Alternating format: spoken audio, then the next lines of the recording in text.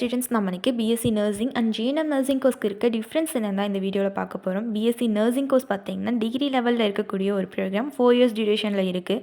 அதுவே GNM program பார்த்தீங்கன்னா diploma level program 3 years டியூரேஷனில் இருக்குது. இந்த ரெண்டு கோர்ஸ்லேயுமே ஸ்டூடெண்ட்ஸ்க்கு ஒரே மாதிரியான சப்ஜெக்ட்ஸ் தான் மோரார்லெஸ் காமனாக வரும்.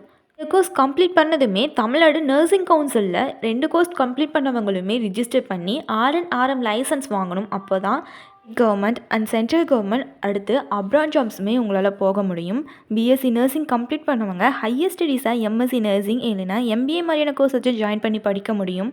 ஆனால் ஜிஎன்எம் கோர்ஸ் கம்ப்ளீட் பண்ணவங்களால் post basic BSc nursing course மட்டும் தான் ஜாயின் பண்ணி படிக்க முடியும். பிஎஸ்சி நர்சிங் கம்ப்ளீட் பண்ணவங்களால் ஹாஸ்பிட்டல் சைட்ஸில் மட்டும் இல்லாமல் எஜுகேஷனல் இன்ஸ்டிடியூஷன்ஸ்லேயுமே ப்ரொஃபஸர் கிளினிக்கல் இன்ஸ்ட்ரக்டர் மாதிரியான பொசிஷன்ஸில் ஒர்க் பண்ண முடியும். ஆனால் ஜிஎன்எம் கோர்ஸ் கம்ப்ளீட் பண்ணவங்களால் ஹாஸ்பிட்டல் சைடில் மட்டும்தான் ஒர்க் பண்ண முடியும்.